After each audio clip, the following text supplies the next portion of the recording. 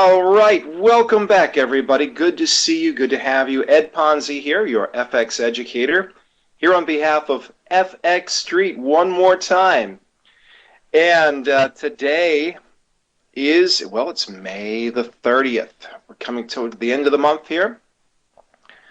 And it is a holiday in the United States. Today is Memorial Day in the United States. It's dedicated to all soldiers who died in all wars fighting for the United States. It is also a holiday in Great Britain today. So just consider this for a moment, that we have the largest of the Forex centers, Great Britain, which handles about 1/3 of all the activity. And then we have the United States, which handles about 1/5 of all the activity, about 20%. So if you add it together, that's about half of all the activity, maybe even slightly more than half of all the activity in the world comes out of those two locations. So that means that this time of day, which is normally, pretty wild time of day, actually, this time of day could be very quiet. We shall see. But it is interesting that it's a holiday in both places today. It's not the same holiday, but it is a holiday in both places. If I take a look at the chart here, I'm showing you a chart of gold. And if you see gold, gold looked very bullish. It had this inverted head and shoulders tilted upward here. But that inverted head and shoulders never ignited. It never actually occurred. It never actually happened. So, and now the price has fallen away sharply. So what changed? It appears that head and shoulders, inverted head and shoulders, is now invalid. It's a bullish symbol, and people were feeling very good about gold. Gold, it's funny how gold at the beginning of the year suddenly took off, but it came down hard, and especially last week, and you're wondering what's going on. Well, part of that is Janet Yellen, is being attributed to Janet Yellen's speech. She spoke last week on saying that in the coming months, interest rates would be rising in the U.S. So maybe in June, maybe in July, but sometime soon, we're going to see higher interest rates in the U.S. The interesting thing is that nobody has, there is no panic at this point. And I want to show you something, right? When we go to the stock market here, I'll show you the S&P 500. We are now right back at this area. You see this line? That line is 2100, right? And then every time we get above 2100, the market gets in trouble. So the area above 2100 we call the danger zone, right? And look how many times it gets above 2100 and fails over and over and over again, right? And here we are right on the edge of 2100. We literally closed on Friday at 2099, so just 1 point away from 2100, right? But here's what is interesting to me. You see these two sharp drops from 2100? This one is A, and this one is in August of 2015, and this one I've titled B, and that is in January of this year.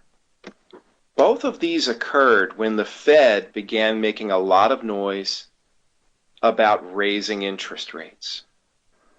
Right? The market is doing very well. It's at 2100 and it's hanging in there, and then it suddenly drops when the Fed makes it clear that they think rates, we have all these different Fed members speaking all the time now, right?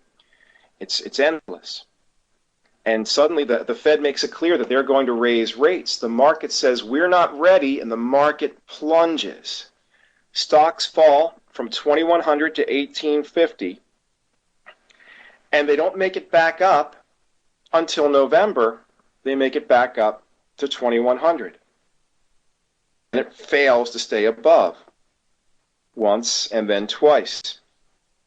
Then as we go into the new year right here, suddenly the Fed becomes very vocal once again about raising interest rates. Now, one thing I left out, I have to say, the Fed is saying it's very appropriate to raise rates. Boom, the stock market goes down. And then the Fed stops. They stop saying that, and the market recovers. Why does the stock market prefer low interest rates? Well, companies without debt are rare. The vast majority of the companies that we know and trade in the stock market are laden with debt. And, you know, if interest rates are low, that means their borrowing costs are low.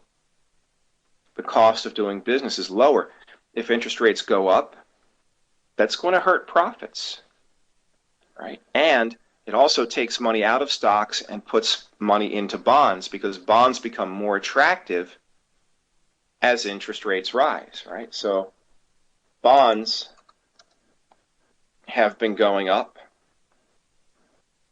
right? Because bonds like higher interest rates. Stocks don't. But it's interesting, right? So then we get to December and January, and Stanley Fischer, who is the second in command at the Fed behind Janet Yellen, begins to say things like 4 interest rate hikes this year would be appropriate. And other members of the Fed back him up, saying 4 interest rate hikes in 2016 would be appropriate. Again, the market says that's too much, we're not ready. And so stocks come down sharply, this time going below the August lows. Then the members of the Fed stop talking about it. They stop talking about raising rates, and the stock market recovers. So here we are again, once again, at 2100. The Fed is speaking once again about raising interest rates. Janet Yellen last week said that interest rates are going up soon, and a lot of her underlings at the Fed, a lot of Fed members are saying the same thing. Interest rates are going higher, no doubt about it, right? And the market doesn't seem to care. That's the thing that's different this time. It was talk of interest rate hikes that took us down hard at A and at B. At C, they're still talking about it, but the market so far shrugging it off. We know that rates are going higher, but the difference is the market now accepts it. So it will happen, and it will not necessarily take this market down. So what has changed? Well, certain sectors of this market are doing well, right? One sector that's doing well, basic materials. Basic materials are doing very well. If you look at the chart, it's just gone up, up, up, up, up, up, up, and it pulled back a little bit, and it's very close to its highest point in many months. Why does this matter? Well, basic materials, the materials that we use to make buildings and roads and houses, things of that nature, these stocks are doing very well. Business is good. Okay, and that is also reflected in some of the home builders, HXB, right? This is also doing very well. Not all of the home builders, but the high end. Toll Brothers, for example, reported earnings. Look at the big jump here, right? As they realize they're selling more homes than they thought they would, and the homes are becoming more expensive. So when we see the housing sector beginning to take off, why do we like that? Why do we like that? When the housing sector takes off, think about when you buy a house. Think about when you buy a house, how many trips do you make to the local hardware store? 50? right? You need to purchase a lawnmower, and you need to purchase some paint and a hammer and some nails and some screws. And you need maybe some carpeting.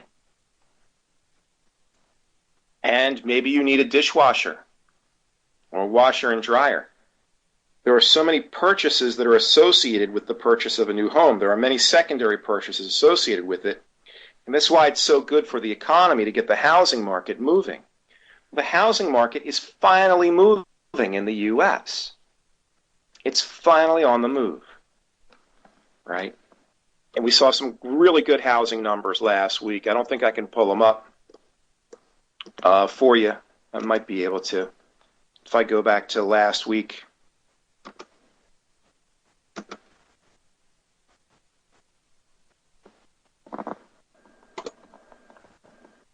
I'll pull up some housing numbers for you. We'll apply this. This is a pretty good calendar we got here now on FX Street. Can do pretty much anything, right?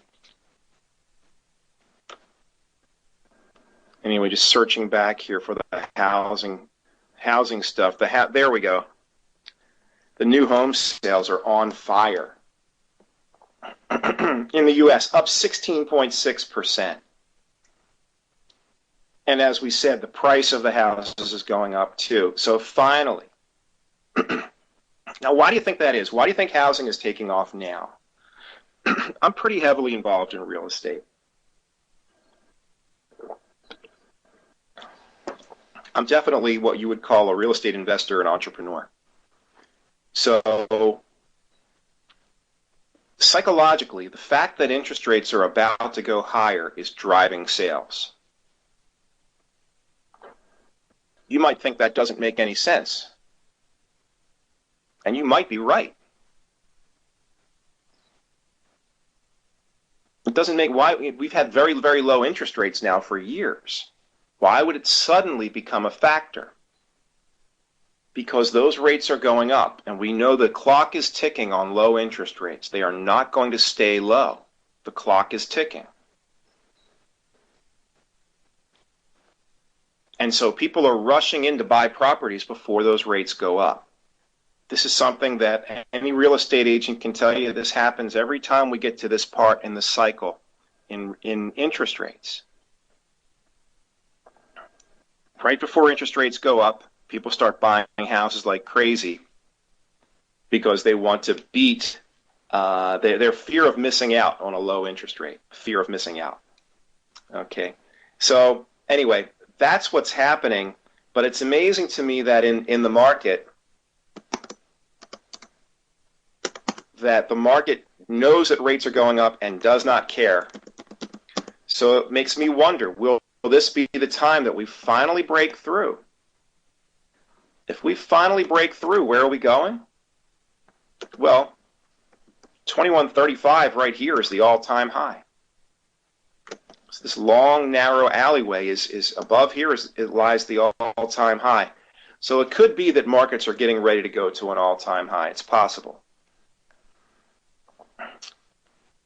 Hi, while the Fed funds is moving up, the mortgage rate is moving up also. It should follow. It should follow, at least in the U.S. All right, so what will happen is the Fed will change their rate, and then later that day, the big commercial banks will change their rates too. So very, very likely that mortgage rates will be going higher from here, that they've bottomed. And this is it. This is their last chance. And that's why they're rushing in. Anyway, that's my little overview for right now. We've got plenty more to talk about, but you can see it's all tied together. Let's get to a currency question here from Phil. Phil said the yen moved recently. Is there a yen pair we could trade perhaps today or tomorrow? The yen situation is very interesting and maybe even a little bit frustrating. Look at the yen taking off, and even with a gap, a little bit of a gap and go overnight, right? So I was all about intervention, and the Bank of Japan was all about intervention when we had these big red candles. And that was about a month ago. what happened is, since then, the market has turned. The dollar has regained strength because we're accepting the fact that rates are going up in the U.S., right? But they're not going up anywhere else, are they? So we've run from the bottom of this bear channel to the top of this bear channel, and look, we've even gapped up, and we're above the top of that bear channel now. This downtrend could be about to get wrecked. This downtrend was all the rage, right? We might be going back up to the high end again because it's clear now the U.S. is going to raise rates. And, the dollar is saying that. So the dollar is certainly saying that. But the stock market is saying, we know and we don't care. But this is part of it. Since the beginning of May, the dollar has gotten stronger, and that's had a big impact on dollar yen. And you'll notice that there's no longer any chatter coming out of Japan about intervention. That's because the market has moved dollar yen 500 pips in their favor in the last month. So there's really no need for Japan to intervene here. Pretty interesting gap here overnight, too, around 110.20 to 110.35. Let's take a look on the 5-minute chart. And we'll see if we can pick that out here on the shorter term chart. There it is. All right, there's the gap. So it fell away at the close and gapped right back up at the open. And then just ran all night, right? And ran above 111. So here's the thing, right? When I'm looking at currencies right now, I'm beginning to see some trends. And most of those trends are beginning to involve a strong dollar. So, for example, we've got a little bit of activity here, right? A little bit of bullish activity. We could definitely draw a trend line here under the past month. But I would be looking to buy this on pullbacks. It looks like intervention is not going to happen. There's no need for it. But it doesn't matter, right? There's still going to be opportunities here. So, moving average exponential. And I'm going to plug in a 10. Yeah, that's the 10. And what do you notice here? Bounce, bounce, bounce, bounce, bounce, bounce, bounce. Oh my gosh. All right, it's time to buy dollar yen on the 10-day moving average, which is currently around 110. The price is shot well above 111, but don't worry, the moving average will move higher. And that's the way I see this pair right now. So the yen and the dollar is taken over here, not just against the yen. Look at this. New Zealand US dollar.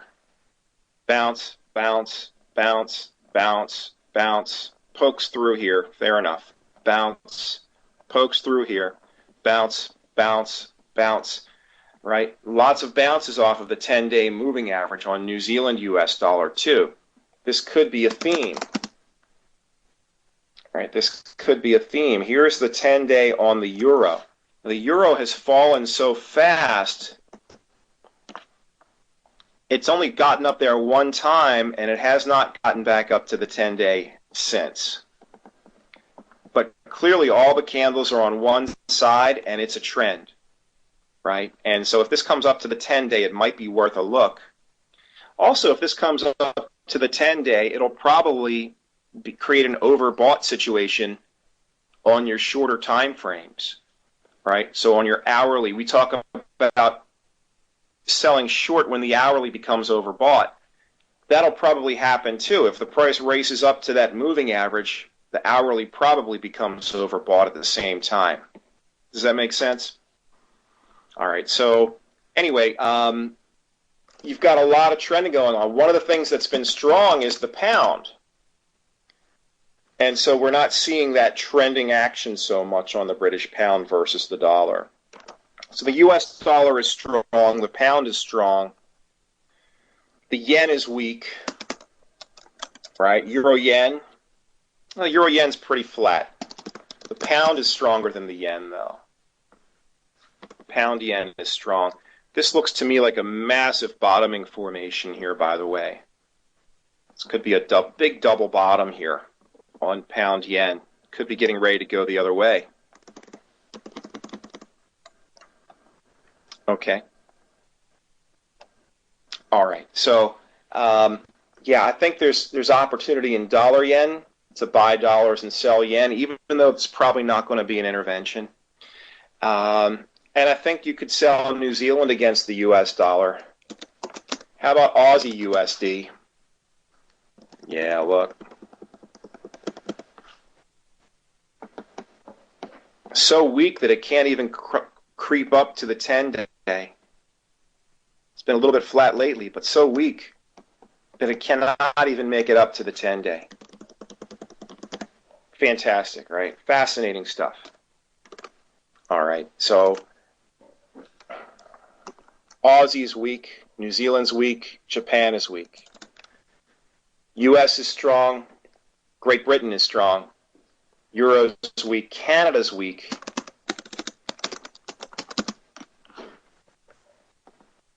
US has been rolling over Canada lately.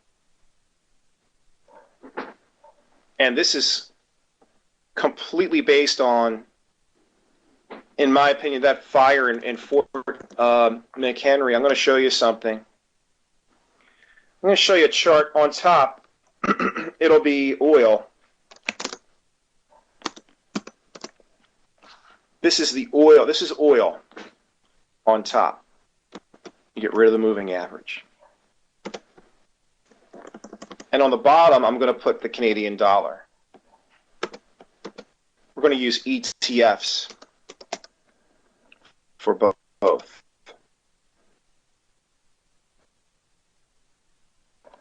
does it all mean? They're both coming down hard. They're both going up together, but right here they diverge. You can see there's a strong relationship between oil and Canadian dollar, but they diverge at the beginning of May due to that big fire in Fort McHenry. They're moving in opposite directions now. Oil is still creeping higher. Canadian dollar got slammed. And it's kind of hard to believe how serious this fire is. But you know, when that fire broke out, just from past experience, mentally I'm thinking, okay, we're going to have to take 0.1, 0.2 and subtract it from GDP. But this fire is so big, and Canada's economy is not that big. It's a big country, but it's a lot of empty space in a lot of places. It's no insult. Canada's a wonderful place, and it's a beautiful place. But the number of people is pretty small when you consider how big physically that country is. And you basically burned a city of like 70,000 people, which would be in the U.S. the equivalent of burning a city of 700,000 people. The U.S. has 10 times more population than Canada, approximately, and 10 times as much GDP, approximately. So all those cities in that town, none of them are doing business. Look what happens. Canadian dollar completely diverges from oil. Completely diverges. They're heading in opposite directions now for the first time in a long time. Okay. They're talking about moving people back into the city on June 1st. But they're not sure because they're still not sure that all the fires are out or that the air quality is safe. And that's downright scary. Okay, so let's get to any other. So it looks like we got to all of your questions here. So just a reminder, if you came in late, today is a holiday in the U.S. and it's a holiday in the U.K. And because of that, you would expect to see low volume. It doesn't necessarily, low volume does not always equal low volatility. Sometimes low volume means that there are fewer participants around, and sometimes that creates greater volatility. I mean, look at the candle on euro yen. All right, so maybe a buy order comes in and there are fewer sellers around, and boom, the thing blasts off. All right, so don't necessarily believe that just because there's a holiday in two of the main trading centers, that doesn't mean we're not going to see volatility. We could certainly see volatility, and you're certainly seeing it right there on the chart on euro yen.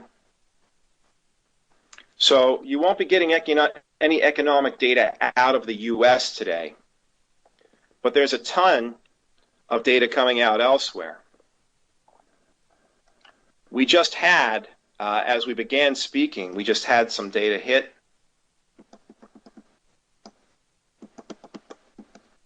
If I'm not mistaken, let me go back, got to go back. I'm still on last week here. Let me go to today.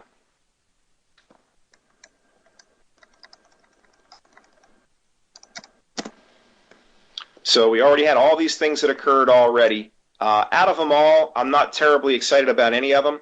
But I look at Germany, import prices dropping 6%, and the euro's not even particularly all that strong. And import prices are falling. There's no inflation in Germany to speak of. Month over month, inflation is up 0.3, but year over year, it's only up 0.1. HICP, flat, but month over month 0.4. You know what this tells you? It tells you that the inflation situation is improving. The year over year numbers are 0 or close to 0, but the month over month 0.3 and 0.4. This tells you that you're finally beginning to see some inflation in Europe, and that's actually a good thing.